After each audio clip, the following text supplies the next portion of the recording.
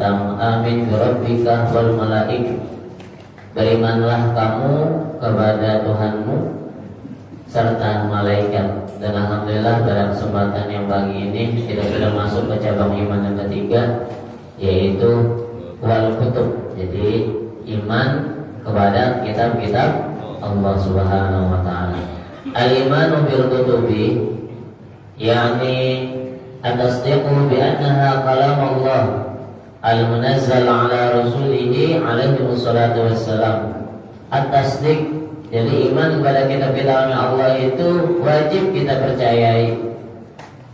Bi annaha, bahwa sesungguhnya kitab-kitabnya Allah, firman-firmannya Allah yang diturunkan kepada rasul-rasulnya, kepada utusan-utusannya, makanya yang mendapatkan makom tertinggi ini yaitu para rasul.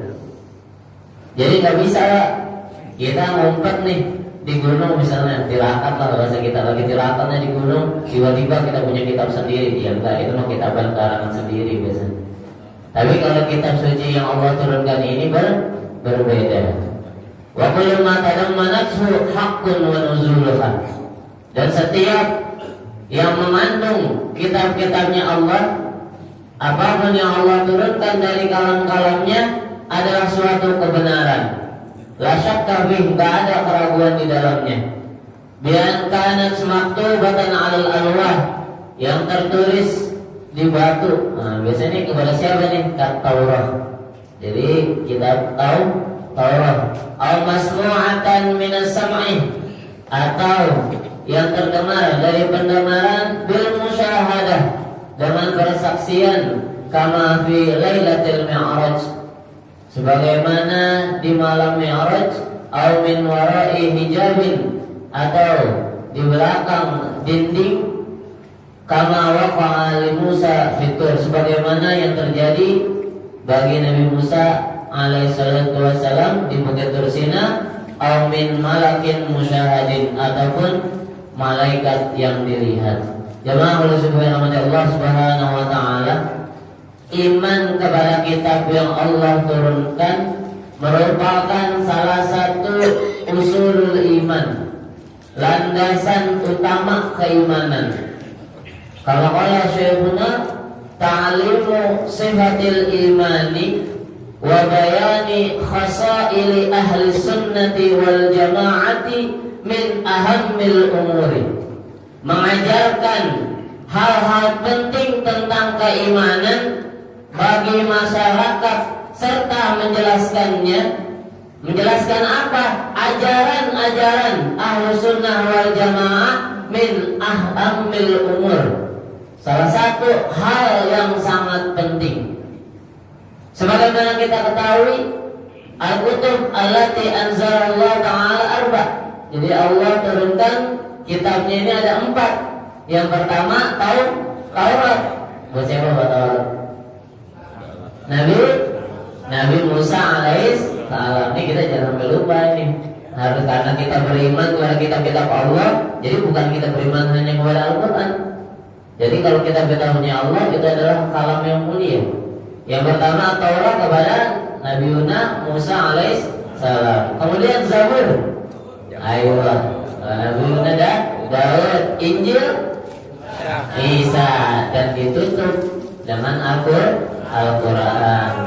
Maka di dalam surat Al-Isra ayat 14 Allah Subhanahu wa taala berfirman, Bismillahirrahmanirrahim, Iqra kitabak.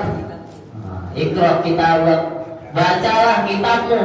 Nah, kalau kita mengimani apa yang Allah turunkan kepada Rasul-Rasulnya, wabil khusus kita adalah umat Muslim, umatnya baginda Rasulullah SAW, sudah seyogianya kita harus membaca kitab suci Al-Quran.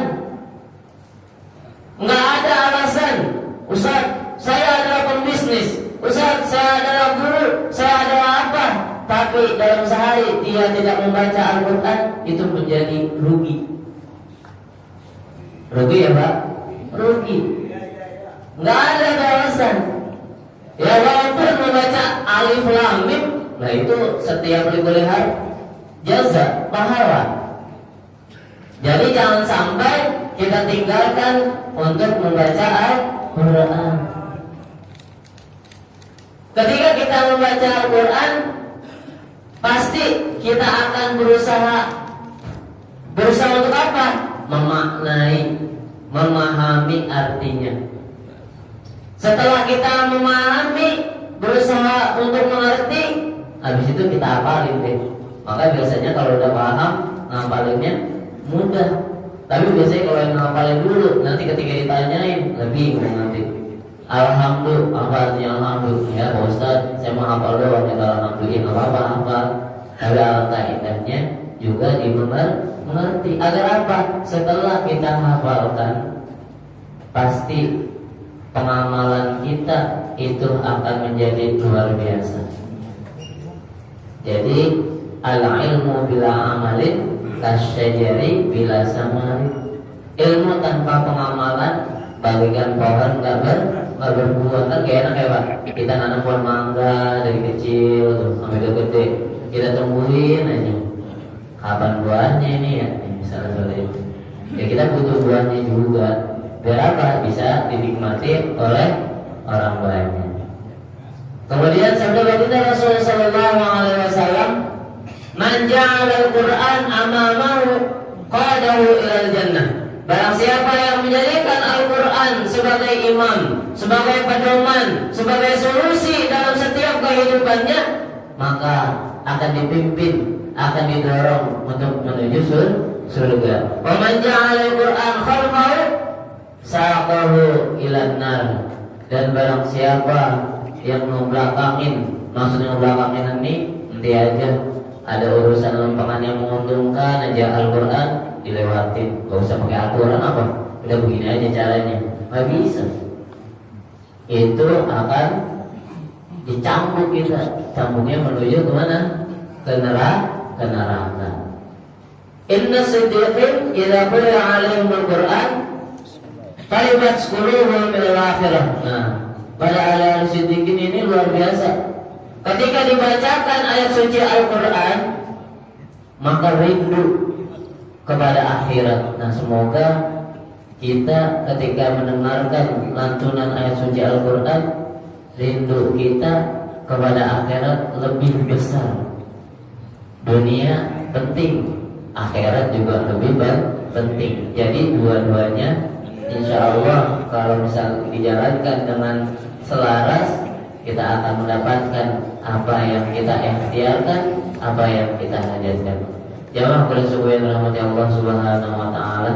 Mari sama-sama kita biasakan, kita rutinkan dalam sehari itu kita tidak meninggalkan untuk membaca Al-Quran.